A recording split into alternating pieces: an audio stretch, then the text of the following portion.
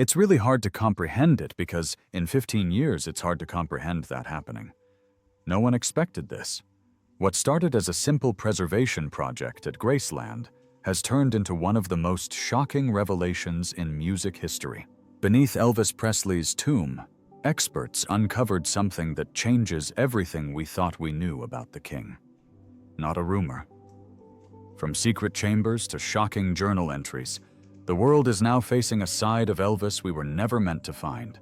Join us as we unveil the details of this mystery buried in Graceland.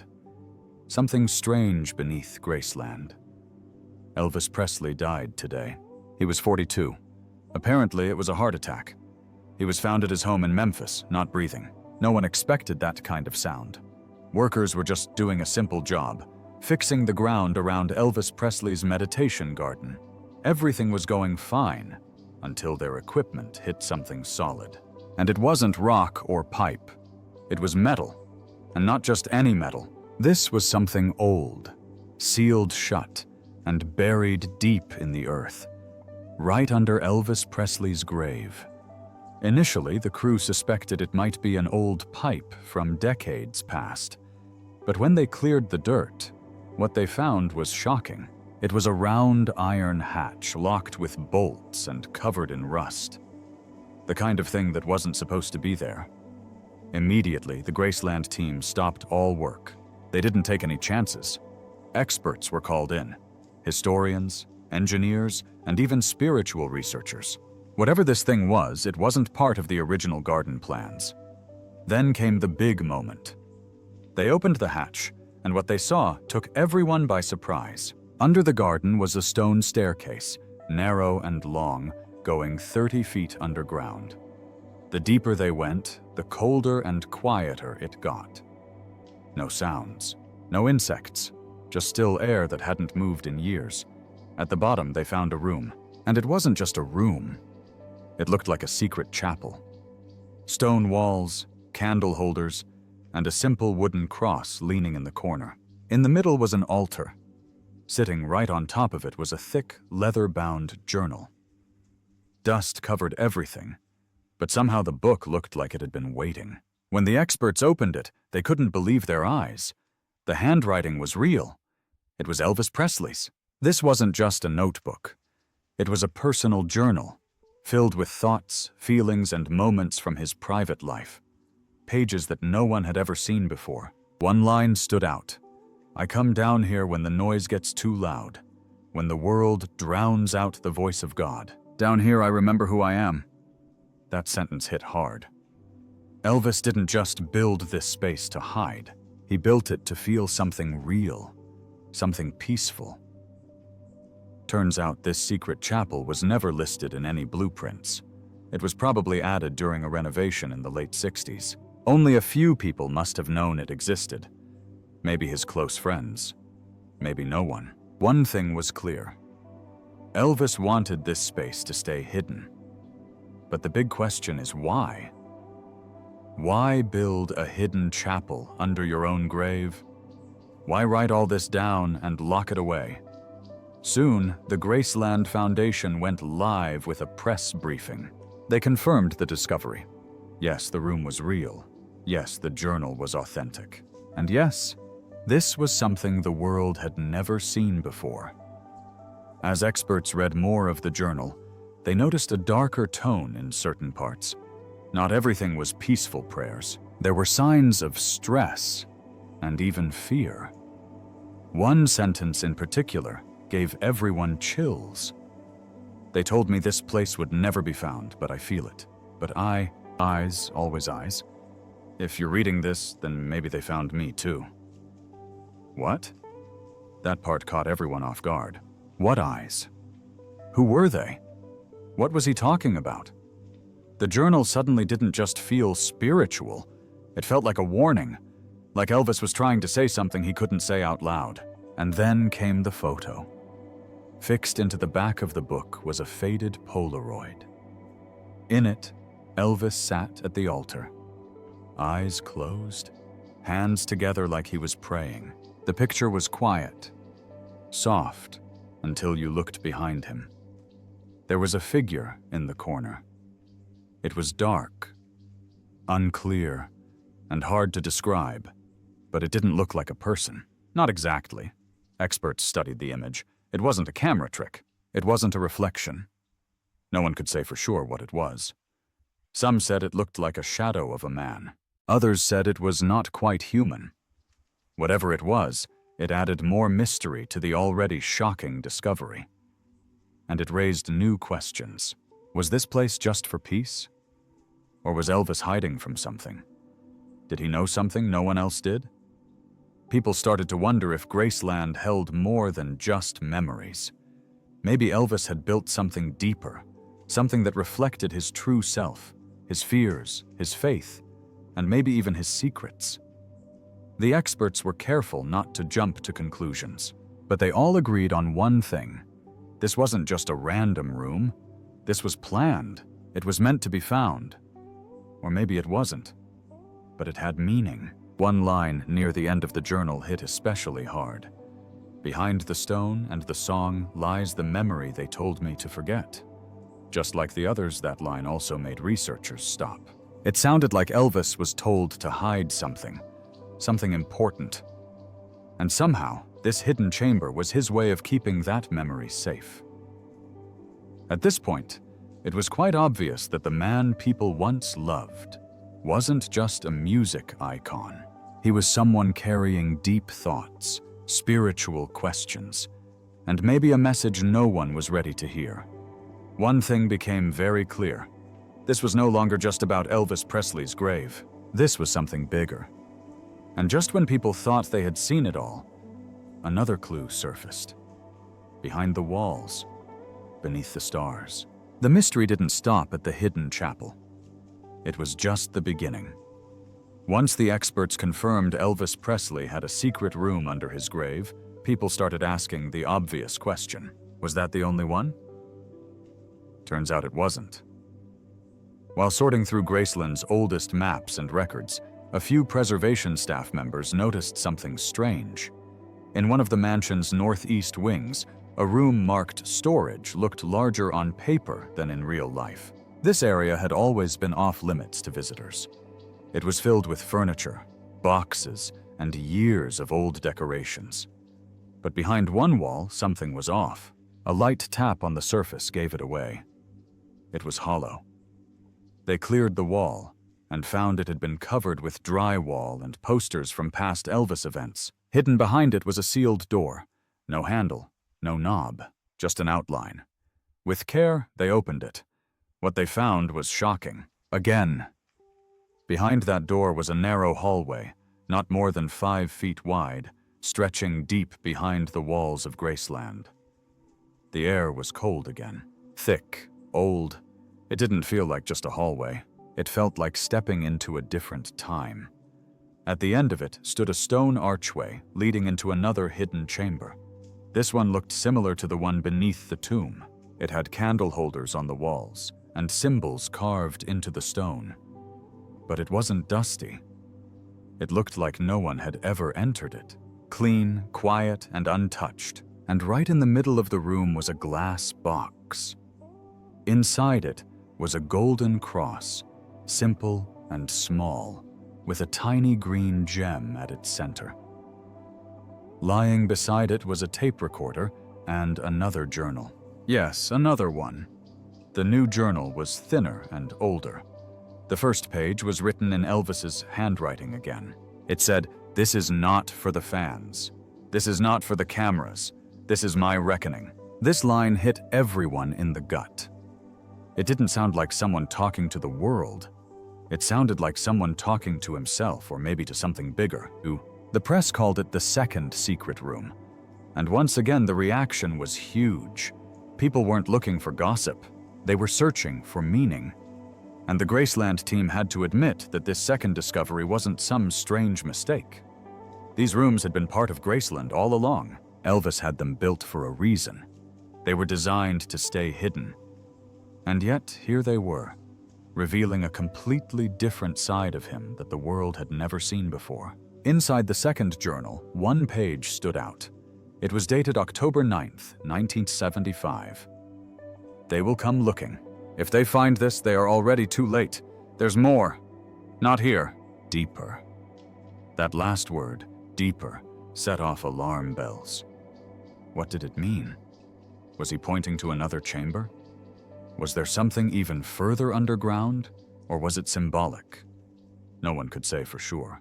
But one thing was certain. This was no mistake. Elvis had left a trail, some kind of path through Graceland's hidden spaces with journals, symbols, and quiet warnings along the way. And this wasn't the end of it. Next to the journal was that strange golden cross. At first glance, it looked like simple jewelry, but when the experts ran tests on it, something odd came up. The small emerald in the middle gave off a low magnetic field, something scientists still can't explain. It wasn't harmful, but it was weird, like it had energy. Also strange, the shape of the room. The walls weren't just built for style. They matched the layout of certain old spiritual designs, things found in ancient temples and meditation chambers, circles, stars, and lines pointing toward the sun. In short, this place wasn't thrown together. It had meaning, purpose. And maybe that was the point all along. When the second discovery was confirmed to the public, something changed. Even the skeptics, the people who always brushed off Elvis theories, started paying attention. Historians said they'd never seen anything like it, not just because of the rooms, but because of the message. Elvis wasn't just a man searching for peace. He seemed to be building a story made of stone, hidden deep in the house everyone thought they already knew. Now the question became bigger. What was he trying to say? People who'd studied Elvis for years started digging through old interviews, tour videos, and letters. They noticed things they'd missed before. Quiet phrases he used, symbols he wore, books he read in private. One expert pointed out that Elvis had always been interested in spiritual topics. He read books about the afterlife, aliens, the Bible, and energy. People thought it was just a hobby. But maybe he was preparing something. And let's be honest, this wasn't just any star. This was Elvis Presley. If anyone had the power, money, and mystery to pull off something like this, it was him. A few TV reporters started calling it Elvis's secret map. Not a map with directions, but a spiritual one. A map made of rooms, symbols, writings, and maybe even hidden messages in his songs. One of the experts who discovered the chamber said, "This isn't just a home. Graceland is a puzzle. We've only solved the first piece, and that line stuck." Graceland was no longer just a tourist stop. It had become something else. A mystery wrapped in music, faith, and the thoughts of a man who had more to say. So what's next? That's what everyone wanted to know. More people started visiting Graceland, not just to look at Elvis's old car or jumpsuits, but to feel something real. Fans came to pray. Some came to cry. Others just stood quietly staring at the garden that now held so many secrets. The second chamber changed everything. But one thing was still bothering the experts.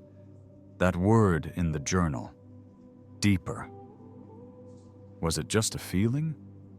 Or was Elvis trying to tell the world that something else is still waiting? Elvis's other side, what the world never saw. After the shock of the hidden rooms at Graceland, people couldn't stop asking one question. Why would Elvis build something like this? It was a fair question, and a hard one to answer. To understand it, people had to look beyond the man on stage. Not the jumpsuits, the crowds, or the flashing lights, but the quiet Elvis. The man who stayed up at night reading strange books. The one who kept his real thoughts to himself. And that's Elvis. He was someone most fans never truly knew. Elvis Presley wasn't just about music and fame.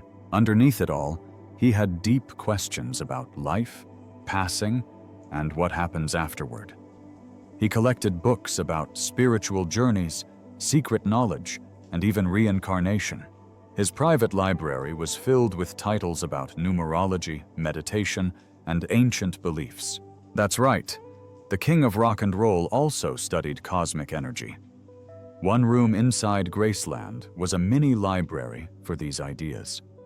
Hundreds of books stacked on shelves. Some were about angels. Some were about hidden forces in the universe. Some things about how sound and vibration affect the soul. This wasn't some random phase. He lived it. He often quoted spiritual writers during private conversations. He even talked about feeling like he had a bigger mission, something that went beyond concerts and gold records. It's clear now, Elvis was on a journey, not just through life, but through the unknown. And maybe that's what the hidden chambers were all about. When experts started examining the room beneath his tomb more closely, they saw something interesting. The way it was built followed certain ancient designs, circles carved into the floor, wall patterns shaped like stars and suns. The position of the altar even lined up with sunrise on certain days. One historian said, "These are signs you find in sacred places, not celebrity homes." The deeper they looked, the more the room seemed to reflect both religious and spiritual ideas. Some symbols were Christian. Others were drawn from Eastern traditions. It was like Elvis had created his belief system as a mix of everything he connected with. Even the items left behind in the chambers added to the puzzle. The carved wooden chair found in the second room had strange shapes on its back.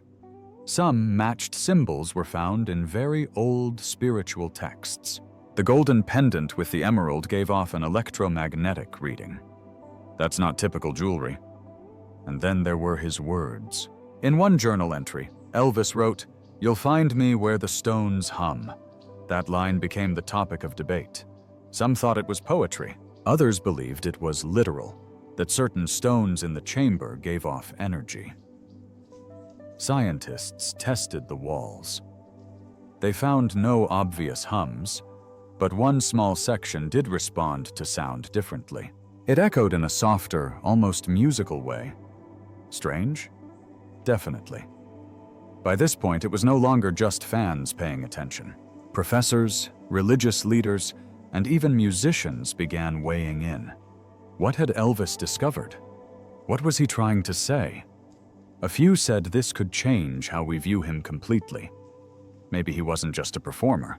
Maybe he was also a kind of spiritual explorer, someone who used music as a way to reach people, but who was searching for something much deeper when he was alone. And if that's true, then Graceland is more than just a house. It's a message. The news reached places far beyond the United States. In Europe and Asia, people started revisiting his old interviews. In one from 1972, he was asked about fame. His answer now feels like a clue. "Fame is just noise," he said. "What I want is peace." Back then, it didn't get much attention, but today, that sentence hits differently. Because peace is exactly what those hidden rooms feel like. Quiet, calm, away from the world. And still, that one word from his journal keeps showing up. Deeper. No one's sure if it means a literal room that hasn't been found yet or something else. A deeper message? A warning? A belief? Nobody can say for sure, but teams haven't stopped searching. They've started scanning the land under Graceland with advanced tools. So far, no third chamber has been confirmed, but honestly, at this point, anything feels possible. Back at Graceland, the mood has changed. The property once felt like a museum. Now it feels like a place of discovery. Guests walk more slowly. They don't just come to see Elvis's cars or guitars. They pause at the meditation garden. They whisper, some cry, and some leave letters by the gate. Even music experts have changed how they speak about Elvis's work. They're looking at his songs in a new way, wondering if lyrics that once sounded romantic might have had hidden meanings, like in his performance of Bridge Over Troubled Water. The way he sings it, the raw emotion, it doesn't sound like a stage act. It sounds like someone carrying something heavy, someone trying to reach out. And maybe that's what he was always doing, trying to reach someone. As news of the hidden journals and spiritual items kept spreading, more people began sharing their own Elvis stories. Old bandmates talked about times when he would stop mid-rehearsal to pray. Others remembered how he'd give away Bibles to strangers.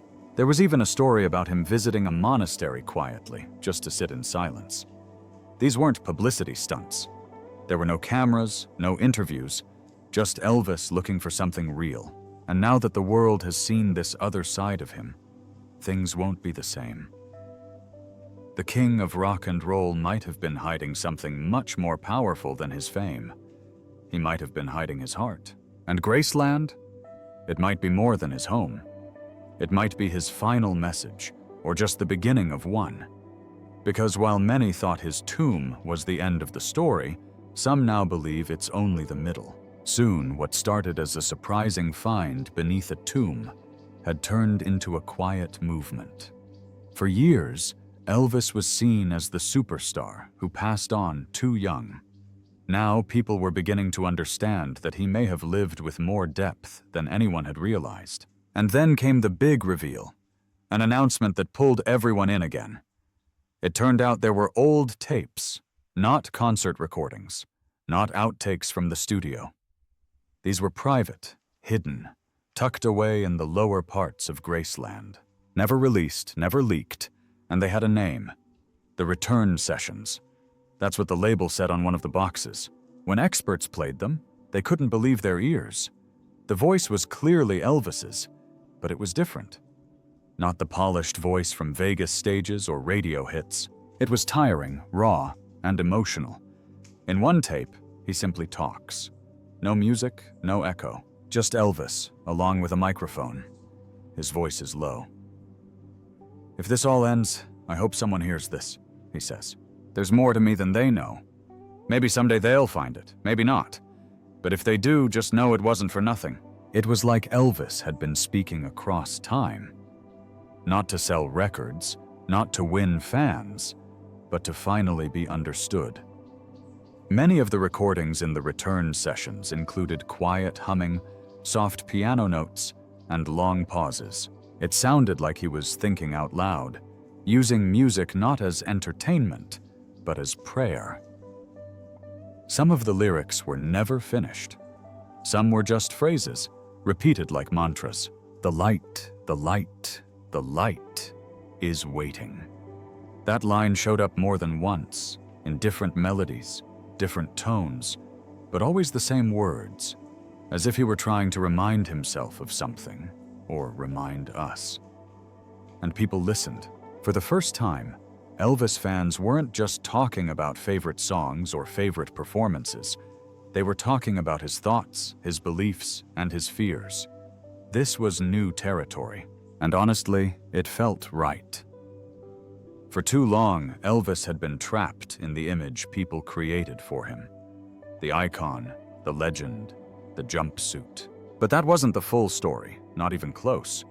He had tried to show pieces of his true self in his gospel records, in those rare moments on stage when he'd close his eyes and lose himself in a song, in the way he held to his Bible during hard times. But now, through the journals, the secret rooms, and the tapes, his voice was finally cutting through the noise. And that's when Graceland made another big move. The team in charge of preserving the estate announced they were building a brand new section. It wouldn't be just another display of clothes or trophies. It would be a spiritual wing, a quiet place for reflection. The space would feature the journals found in the chambers, clips from the Return Sessions, and exhibits about Elvis's spiritual journey. It would be peaceful, filled with light, with music softly playing in the background. And just like that, Graceland was no longer a tourist attraction. It was becoming something else, something sacred. People started coming from all over the world, not for selfies or souvenirs, but to stand still and think. Many brought flowers, some left candles, others sat on the grass for hours just listening to his music with new ears. It was a powerful shift. Even reporters, usually quick to move on, stayed longer. Their tone changed. They stopped asking if the hidden rooms were real. That was already confirmed.